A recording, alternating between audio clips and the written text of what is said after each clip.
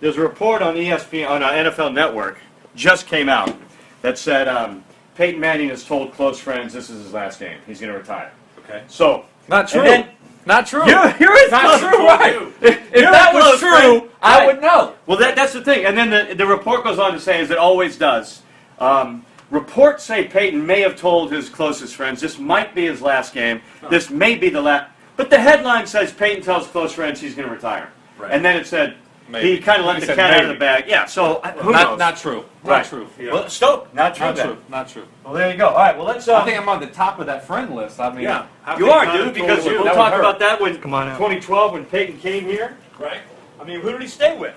That's right. Stay with me. Exactly. Yeah, you know, I could be an astronaut. I mean, that's a fact, but the odds of it are very slim. NFL report. This is kind of not breaking news because it's really not breaking news. But when you see the headline saying Peyton Manning's told close friends he plans to retire, that catches your attention, right? And of course, Brandon, you're one of his close friends. We talked about this before. You won a ring with Peyton in Indianapolis. He's from New Orleans. You're from Lafayette. Yep. Cameron or Lafayette? Lafayette. I'm just kidding. I'm from Cameron. Actually, not Opelousas. You know Opelousas is, right? Yeah. Anyway, Louisiana guys, so you know each other. You won a ring together. When Peyton came to Denver in 2012 to check out the Broncos, when he was looking for a team, when he was a free agent, you were the guy. Did you pick him up at the airport, or did you? I didn't pick him up at the airport. Okay. I picked him up at Cherry Hills golf course, Right. and where they were having dinner, and then he came back to the house and stayed at the house for a couple nights.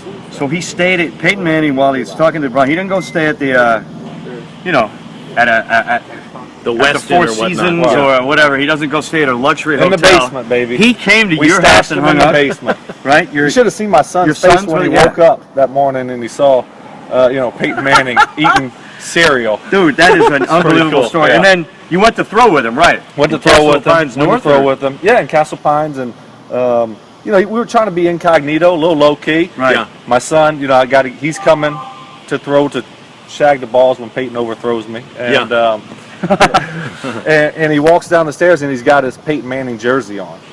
Gosh, that's And great. Peyton was like, I don't think that's gonna work. Can we just do a different jersey besides a Peyton Manning?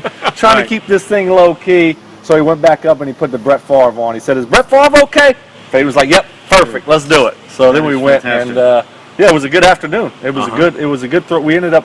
I had a park all picked out, perfect park. Early in the morning, it's about 8 o'clock in the morning. Yeah. We drive up to the park.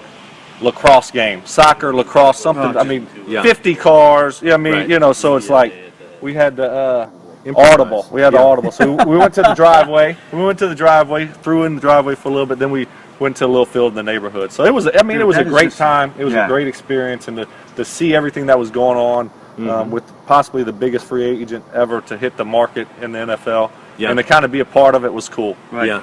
Oh, okay, so Peyton signs with the Broncos. We all know that, and then you sign with the Broncos. Yeah. You have a good season that year. 2012.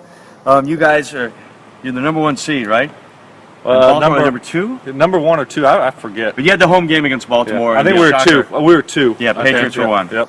And then the shocking season came to an end there, and then you went to Baltimore, right? After that, I for went to another year. Baltimore. So I'm still looking for this report, and I'm going to find it. So, I mean, you talk about Peyton has told his close friends. Everybody says that he hasn't told them anything, whether it's Kubiak, Eli, you, whatever. So who is he telling? Close friends? He hasn't told his teammates. None of his teammates. I think it's hogwash. Yeah. I think the guy's making it up. I'd like to, see who he's talking about. Yeah.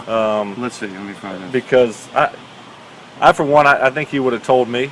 I know he would have told me if he's going to tell people, but I think he's just waiting. I don't think he's told anybody. I don't think anybody knows for sure what his decision is going to be. And maybe he really doesn't.